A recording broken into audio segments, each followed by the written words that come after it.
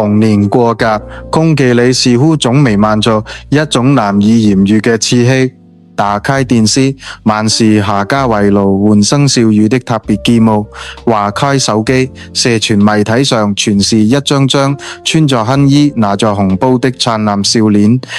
加住嘅 line 群組裏，新年快樂、恭喜發財嘅長輩，圖如下便般飛嚟，叮咚作響。然而，當你放下手機，環顧四周，房間絕安靜得可怕，但總結之的安靜與外面的喧囂形成了強烈的對比。其實這種名為自稱孤獨的情緒，往往不是在除夕當天早上才開始嘅，它通常在前一天晚上就已經悄悄蔓延。當你看到群組裏有人問明天幾點自學，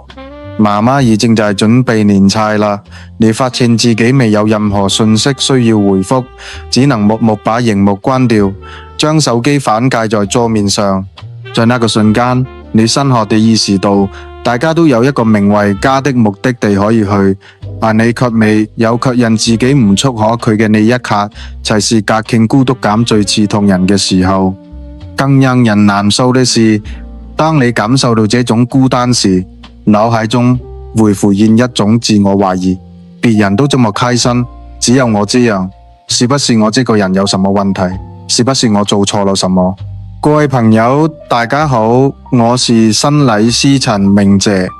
我想先告訴你，不是的，你咪有問題，呢嘢絕對不是你的錯。今天的這支影片，我們就要來好好聊聊這種排山倒海的孤獨感到底從何而來？為什麼偏偏在逢年過節的時候，呢一種情緒會被放大到難以承受的地步？我們會一齊剖析背後的心理機制，並說識如何安放自己的心。如果你現在正獨自一人度過假期，或者即使身處人群中依然感到無比寂寞，請容許我邀請你用隔下來嘅大約20分鐘和我待在一起，我們一起嚟重新認識這段獨處嘅時光。年假一旦開始，時間嘅流逝就會變得非常詭異。第一天，你可能是抱住今天這一整天我到底該怎麼熬過去的心態醒來的，你不知道自己做些什麼，什麼都不做吧，先嚟覺得空虛焦慮，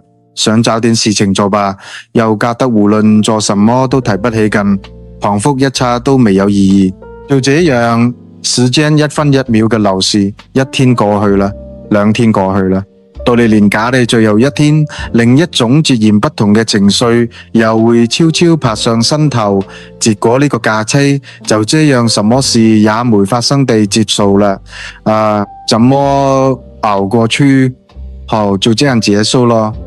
在這兩個念頭之間徘徊的時光，往往是整個年假中最讓人感到悶脹且難熬的。現在正在看呢支影片的你，或許正處於各種不同嘅情境中。也許你是一名係為留學生，此刻正獨自在異國的宿舍裏，用烤鍋子煮着泡麵，聽着窗外不屬於你的旖熱喧囂，心裏無謂雜陳。也許你因為種種原因已經很久未有和家人聯絡啦，對你嚟說，節日的到來不是喜悅，反而係某種會讓人自欺的壓力提醒。又或者你剛結束了輪班的工作，拖住疲憊的身軀回到租屋處或工廠宿舍，打開門，整條走廊上只有你呢個房間亮起了燈，那種安靜磅礴，能把人的靈魂都吞噬進去。也可能是一位長輩一整天都把手機握在手裏，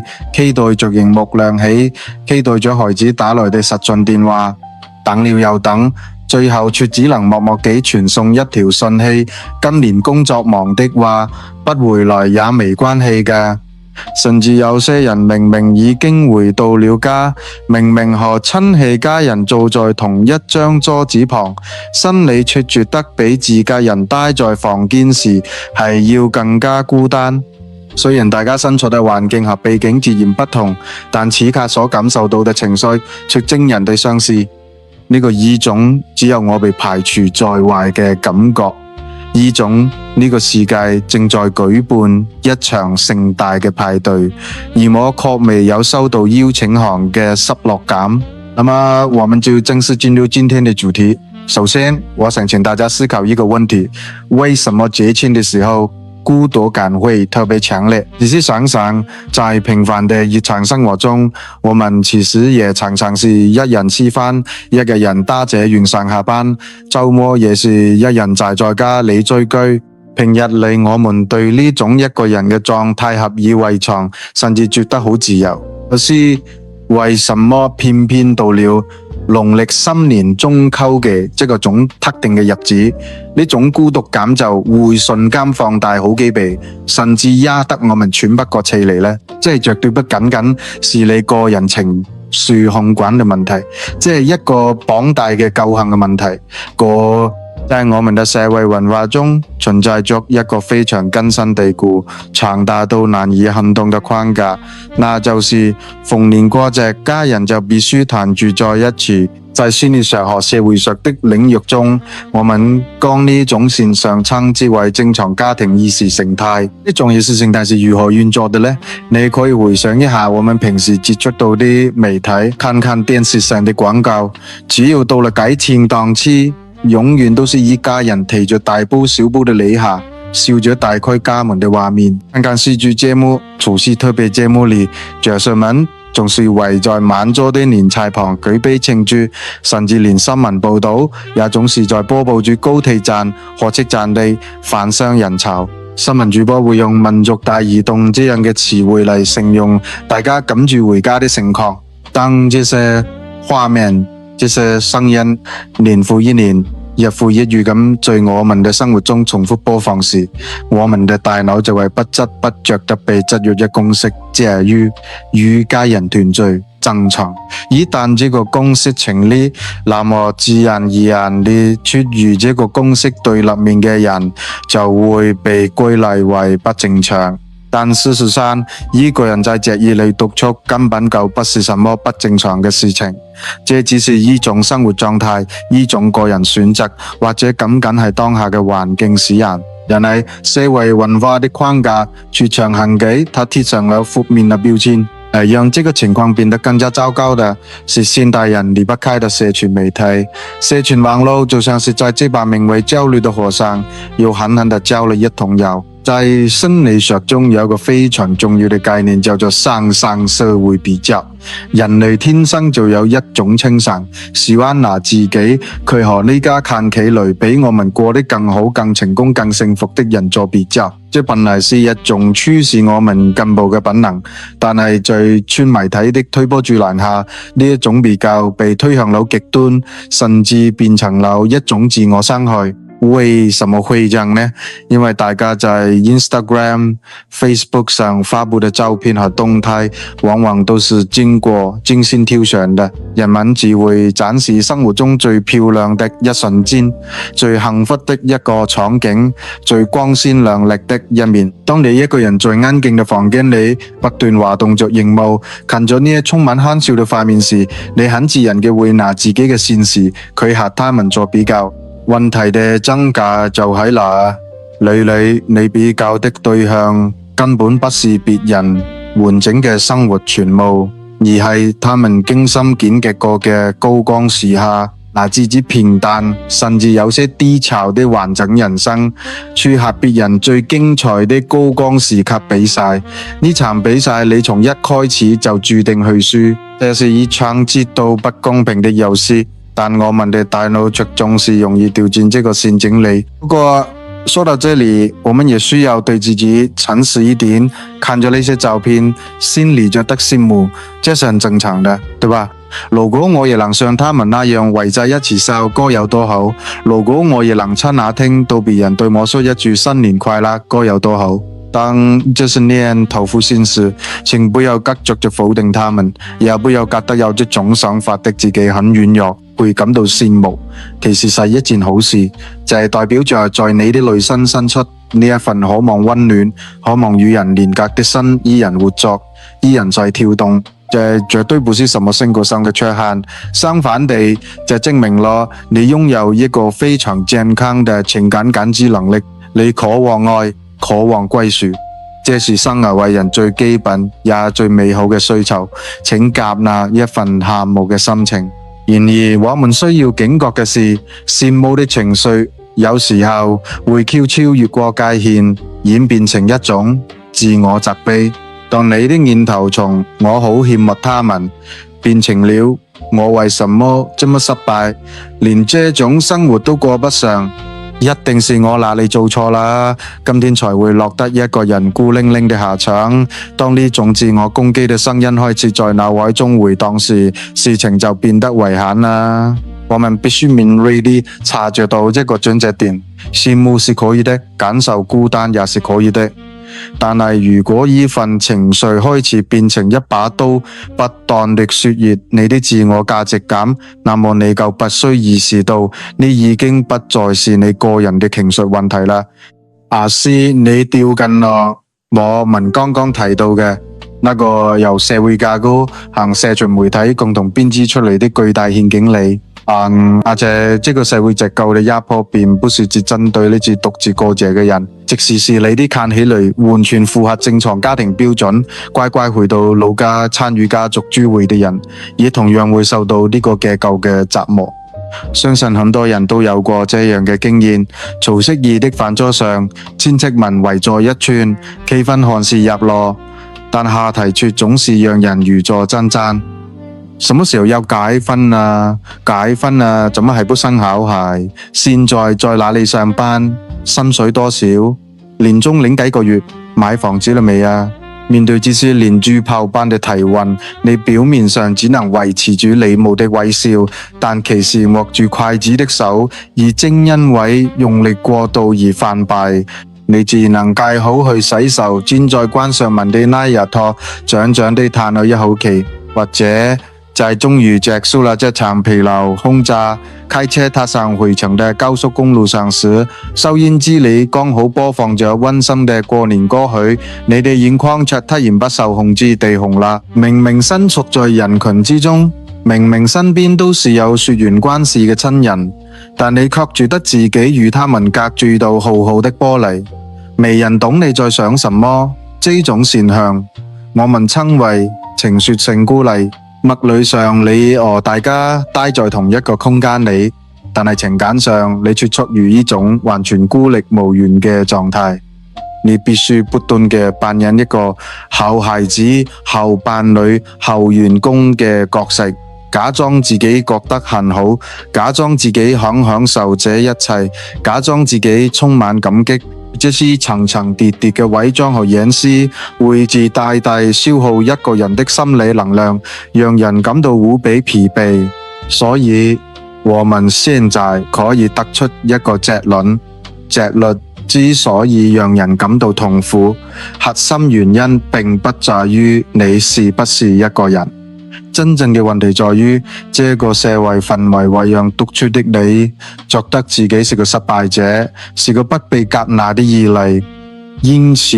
探討嘅重點不應該放在是一個人還是很多人，而是你的內心是否感到安全與自在。社會對正常家庭的刻板印象，社群媒體上呢啲經過修飾的高光時刻，以及家族聚會中無可避免的比較與評價。當這三股力量交織在一起時，無論是誰，內心都會產生極力嘅動搖。請記住，這不是你個人的脆弱，而是整個環境結構所造成的壓力。那麼既然我們看清了這個結構，接下來該怎麼辦呢？如果你剛好站在這個傳統結構的外面，獨自度過這個節日，你真的失去了什麼嗎？讓我們換一個角度來思考這個問題。英國有一位非常著名的精神分析學家，叫做唐納德·溫尼科特。他在心理學界提出過一個非常經典且影響深遠的觀點。溫尼科特說，一個人擁有獨出的能力，是佢技術發展成熟的最重要標誌之一。呢句話乍聽之下可能會讓人覺得有點違背常理。我們通常認為能夠和別人打成一片，擁有良好的人際關係才是能力嘅展現。為什麼獨處反而會被視為一種高度成熟嘅能力呢？只是深究你會發現，要在獨自一人時不感到焦慮、恐慌或空虛，代表你必須有能力與自己和平共處。這意味着你不需要依賴外界的讚美來確認自己的價值，也不需要透過別人的陪伴來填補內心的空洞。你可以在沒有任何外在事善合評價嘅情況下，安然地待在自己嘅世界裏，覺得呢一樣就很好。這個種狀態就是溫尼卡特所說嘅情緒上嘅獨立。當你擁有這個能力時，你不再是被動嘅被孤單吞噬，而是主動嘅享受呢一份寧靜。然而，作為一名心理師，我必須非常坦誠嘅告訴大家，當你正處於極度痛苦和孤獨嘅時候，如果有人跑嚟跟你說獨處的時光很珍貴，孤獨是靈魂成長嘅養分呢，呢種話你心裏一定會覺得很反感，甚至會想翻白眼，覺得說這個書寫漂亮話有什麼用？這係完全可以理解的反應，因為痛苦係真實的，當下嘅難熬也係真實的。我們不需要強迫自己在每一個受傷嘅時刻都必須立刻找出什麼偉大的人生意義。如果今天你覺得孤單，你就是孤單；如果覺得心裏難受，你就是難受。允許自己擁有這些負面情緒，不要直接去否定他們。但我唯一希望你能牢牢記住的一點是，此刻你所經歷嘅這份孤獨，絕對不是因為你做錯了什麼，也不是因為你是一個糟糕的人。這點非常重要，請務必在心裏對自己重複一次。另外，我們還必須看見一個現實，並不是所有獨處的人都是自願選擇獨處的，確實有些人係很享受一個人嘅生活，主動避開人群，但更多的時候，人們是因為無可奈何嘅處境而不落單，也許因為簽證申請出了問題回不了國，也許係因為手頭夾谷想省下昂貴嘅交通費，也許係因為剛剛經歷一段關係嘅破裂，又或者是因為身體健康不允許長途跋涉。每個人背後的原因都各不相同，充滿了無奈，但最終導向的結果卻是一樣嘅。在這個本該團聚的日子裏，你只有自己一個人，咁呢個沉甸甸嘅現實重量，我不想用幾句輕飄飄嘅心靈雞湯嚟粉飾太平。生活本來就有艱難嘅一面，我們必須正視它。但是在這樣嘅困境中，有一件事是你絕對可以為自己做嘅，那就是看見你為啦，照顧自己所付出的努力。如果今天你一個人在房間裏為自己煮呢一碗熱騰騰嘅湯麵，或者哪怕只是隨便嚟商店買呢一碗泡麵泡嚟吃，在沒有任何人為你準備餐點的日子裏，你願意親自動手燒開水，把食物盛到碗裏，然後一口一口嘅吃下去。這個看似微不足道嘅舉動，其實意義非凡。但不僅僅是為了滿足生理上嘅生存需求，它更是一種最純粹嘅自我愛護。你未有任由自己餓肚子，你選擇了照顧這個名為自己嘅生命。你現在願意點開這支影片，願意花時間聆聽這心理學嘅探討，這本身就是一個極具力量嘅選擇。呢代表着，即使在最孤單嘅時刻，你依然未有放棄自己，你正在努力尋找讓自己好過一點嘅方法。這份求生的印象是非常值得敬佩嘅。現在讓我們稍微停下腳步，做一個小小嘅練習，請環顧一下你現在所在的空間，這個只有你一個人的房間，試圖去感受一下，在這個專屬於你的空間裏，你擁有哪些絕對的自由。你可以不用看任何人的臉色，想哭就大聲哭出嚟。你可以隨心所欲的吃你想吃的東西，不用批評別人的口味。你可以想睡到幾點就睡到幾點，半夜爬體嚟看電影也沒人管你，在這個空間裏，你不需要扮演任何角色，你不用當一個孝順的子女，不用當一個體貼的伴侶，不用當一個負責的員工，你就只是你。這是一種在庸碌的日常生活中極度奢侈的狀態。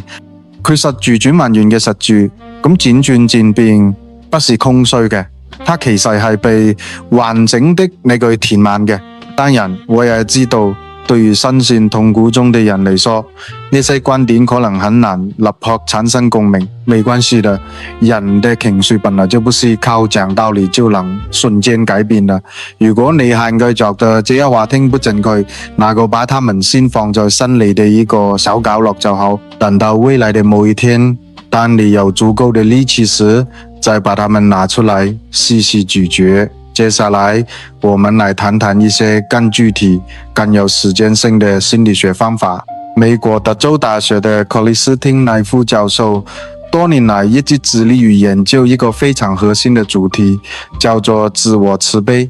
什麼是自我慈悲呢？用最白話的方式來說，就是當你遇到挫折、感到痛苦時，你對待自己嘅態度能不能像對待你最要好的朋友那樣溫柔友善？利夫教授嘅研究結果非常引人深思。利是具備高度自我慈悲能力嘅人，他們患上憂鬱和焦慮嘅比例看做較低，而且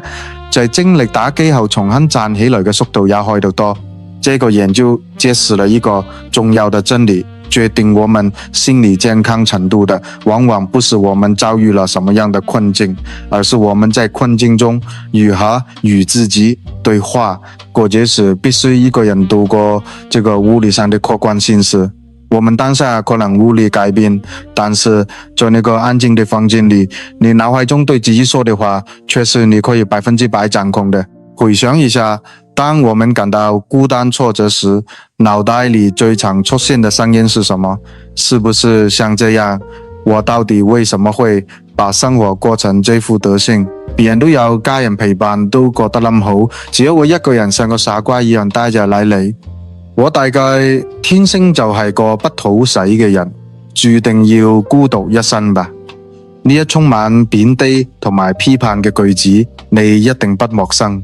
我們太習慣在自己已經受傷的時候，再狠狠地補上自刀。現在讓我們實際運用自我慈悲的技巧，把呢一傷人的台詞替換掉。當我到底為什麼會把生活過成這副特性？年頭付先是實際把它改成，雖然很不容易，但我今天又平安地撐過了一天，我真的很努力啦。當你想說只有我一個人像個傻瓜一樣，是把它換成在呢種激情氛圍下，一個人呆着本來就會感到特別難熬。我現在覺得難過，是再正常不過的反應。當呢個我注定要孤獨一生的聲音出現時，溫柔地反駁他，我只是現在呢個當下正經歷着一段比較孤單嘅時期，呢個不代表我哋整個人生都是如此。你看，明明是完全一樣的客觀處境，當我們腦袋裏的內部對話改變了，我們內心所感受到的重擔，以及我們承受痛苦的人性，就會產生截然不同的變化。呢個就係自我慈悲的力量。接下來，我想邀請熒幕前的你，和我一起做一個在心理治療中非常實用嘅身體安定之操，叫做蝴蝶擁抱。如果你現在所在的地方覺得安全放鬆，請跟住我一起做。首先，將你的雙手交叉放在胸前，讓右手的手掌輕輕放在左邊的肩膀和鎖骨下方，左手的手掌放在右邊的肩膀上。你的雙手現在就像是一隻蝴蝶的翅膀。接着，請你閉上眼睛，深呼吸，然後像蝴蝶拍打翅膀一樣，左右輪流，緩慢而輕柔地拍打自己肩膀，左邊拍一下，右邊拍一下，保持一個平穩的節奏。一開始做這個動作時，你可能會覺得有點別扭，有點不好意思，沒關係的，請繼續保持這個輕拍的節奏。在心理學中，這種就要交替的上車曲折，能夠有效的安撫我們過度活躍的神經系統。當你稱讚自己時，你其實是在透過身體的曲折，向大腦傳遞一個強烈的信號。呢個信號是：我現在好安全，我在哪裏陪着你。身體的感知往往比理智的說服更直覺、更有效。在持續稱讚嘅同時，請你在心裏或者輕輕咁開口對自己說一句話：這一整年下嚟，你真咁辛苦啦。呢句簡單嘅話，很多人一輩子都未對自己說過。我們總是對別人好大方，對同事說辛苦啦，對朋友說你做得很好啦，對家人說別太累啦。我們把所有的溫柔和體諒都給了別人，卻唯獨漏掉了呢個日以夜陪伴住我們、支撐住我們走到今天的自己。如果過去你從來沒有好好感謝過自己，那麼就讓今天成為第一天吧。放下那些對自己的嚴苛要求，單純地感謝自己又撐過了一年。過完這個年時候，我想邀請你再做一件小事，請打開你手機裏的備忘錄，或者直接在我們這支影片下方的留言去寫下今年你最想對自己說的一句話。這句話不需要係什麼宏大嘅新年新希望，也不需要多麼勵志，越平凡越貼近你真實生活的願望越好。比如今年我唔持續對自己少一點責備吧，或者今年大英我要好好吃飯，限時睡覺，累的時候就軟睡自己，什麼都不做的休息一天。寫下這些話的瞬間，它就不再只是一個飄忽的念頭，而會變成一個你與自己立下的神聖約定。在未來那些又感到疲憊或自我懷疑的日子裏，當你重新翻看呢些文字，它們會成為支撐你的一股強大力量。如果你願意，非常歡迎你把呢句話留在留言處。呢支影片嘅留言處呢，就是我們今天專屬嘅雲端學聽，係着你沒有評斷，沒有比較，只有一存在不同角落卻擁有相似感受嘅人們彼此陪伴。隨咗影片接近尾聲，這個漫長嘅年假也即將畫上句點。明天或者後天，城市的齒輪又會重新開始轉動，大家又要回到各自嘅崗位上，重新開始通勤、打卡、上班、上課，日常的瑣碎會再次填滿我們的生活。在剛回到熱場軌道的那一刻，你可能會突然感到一陣強烈的失落與空虛。那些在年假期間被你刻意壓抑、隱藏起嚟的情緒，可能會在某個毫無防備的瞬間，比如等紅綠燈時，或者買咖啡時，突然湧上心頭。如果那個時刻真的來臨了，請不要慌張，也不要覺得自己又被打倒了。你可以隨時再把呢支影片點開，讓我的聲音再次陪伴你。我想提醒你，值得被珍惜嘅時光，絕對不只有呢些被熱力標上紅字嘅國定假日，那些平淡無奇嘅日常，才是構成我們生命的主旋律。在一個平凡的星期亞晚上，結束了一天的辛勞。當你轉動右絲，打開家門，脫下沉重的下肢，攤倒在沙發上的呢個瞬間，那完全屬於你的寧靜，同樣無比珍貴。明天早上，當你睜開眼睛，準備迎接新的一天時，請記得拿出手機，再看一眼你今天寫下的呢句給自己的話，讓呢份善意與溫柔成為你開始新的一天的第一道力量。你並不孤單，的確正在觀看呢支影片的人絕對不止你一個。我們可能身處在世界的各個角落，有人在提比薩小的頂樓家界裏，有人在高雄安靜的巷弄中，有人在倫敦陰雨綿綿的宿舍，也有人在東京擁擠的電車旁。雖然我們的地理位置相隔千里，雖然我們的生活軌跡互不交集，但在這個當下，我們的心卻是共振的。我們正在聆聽着同一個聲音，探討着同一份情緒。呢一種跨越時空的共鳴，就是一種最深刻的連結。你不需要強迫自己一定要馬上振作起來，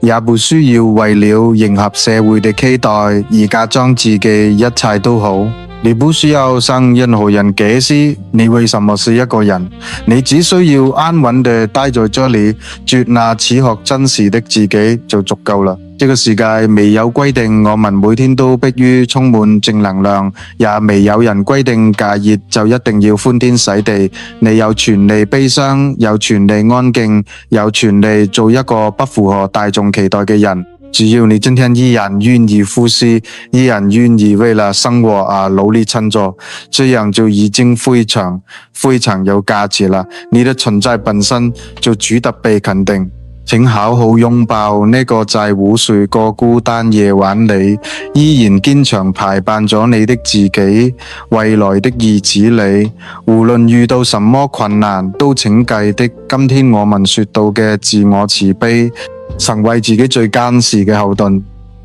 成為自己最溫柔嘅朋友。謝謝你今天願意撥出呢段時間和我一起走過呢段心靈嘅旅程，希望這份平靜能陪伴你度過接下嚟嘅每一天。我們每個人都在人生的一條長河裏獨自航行，有時候會遇到狂風暴雨，有時候會遇見風平浪靜。自律不過是這條航行線偶爾出現的幾座特別吵鬧的島嶼罷了。你可以選擇登島與大家狂歡，當然也可以選擇留在自己的小船上，安靜地欣賞星空。這兩種選擇沒有優劣之分，只要能讓你的心感到安適就好。別讓圍住的喧囂掩蓋了你內心真實的聲音。孤獨並不可怕，可怕的是我們因為害怕孤獨而失去了與自己對話的能力。當你學會了在獨處中看見自己、接納自己、照顧自己，那份曾經讓你感到刺痛的孤獨感就會慢慢轉化為一種深沉而穩定的內在力量。這是一份別人奪不走也無法給予的寶貴財富。所以親愛的朋友，如果你此刻依然覺得心裏有些空蕩蕩的，那也沒關係，就讓呢份空蕩蕩存在着吧，不需要急着用什麼東西去填滿它。有時候心靈也需要一個留白嘅空間，才能讓新的事物有機會生長進來。深呼氣，感受空氣進入你的肺部，再緩緩吐出，感受你的身體與意志長袍夾束嘅重量。你確實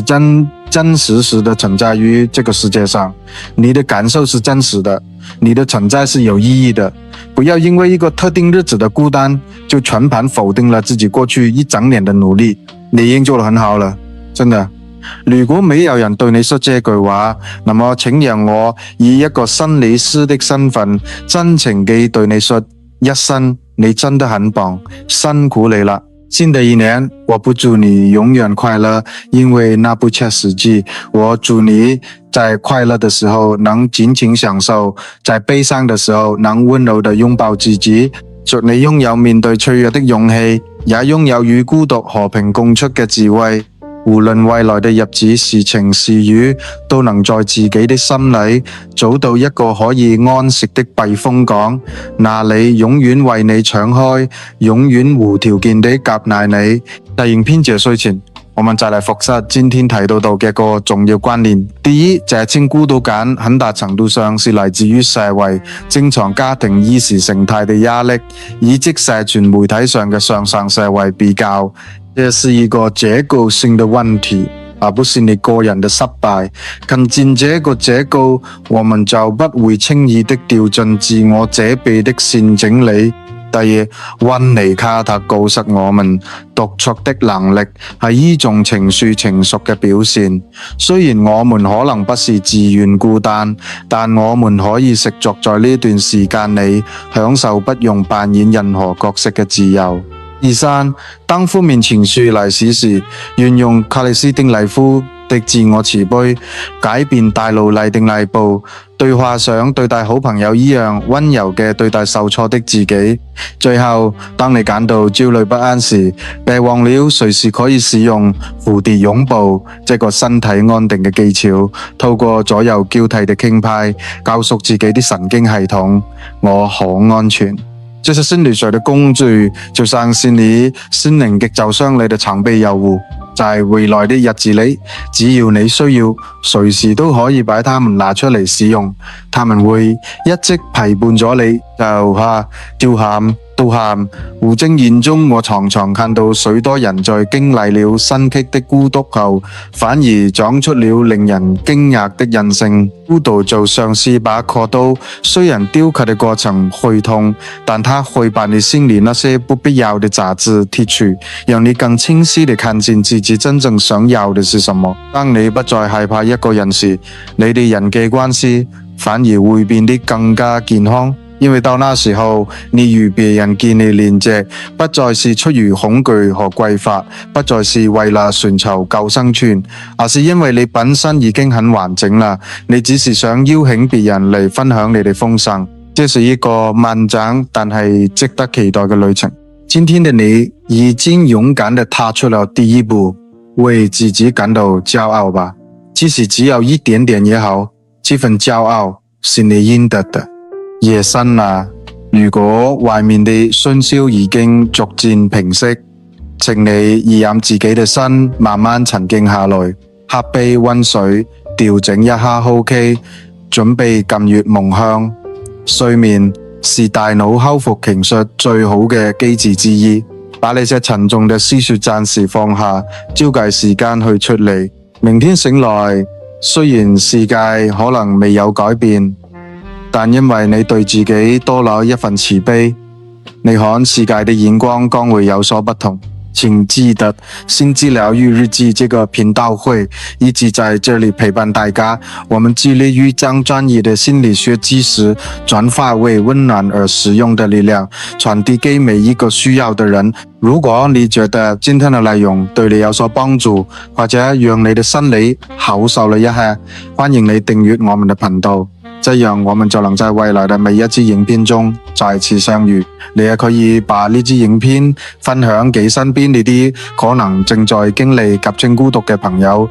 有時候一個簡單嘅分享就能讓一個在暗夜裏獨自流淚的人知道，原來我不孤單，原來有人懂我的感受。這就是我們能給予彼此最溫暖嘅禮物，只是不僅能解開我們大腦嘅疑惑，更能撫慰我們受傷嘅心靈。如果你對今天提到的自我慈悲或是獨處的能力有更深入的興趣，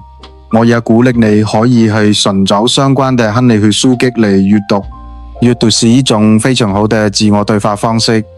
在字裏行間，你可能會找到解開自己生命難題的鑰匙。這是心理學，不是為了去分析別人，而是為了更深刻地理解自己、包容自己。再次感謝大家今天嘅陪伴，我是心理師陳明謝，在這裏代表心之療癒二團上映目前的你至上最新嘅敬意，敬你這一年來的不容易，敬你在奮進中依然未有放棄嘅韌性，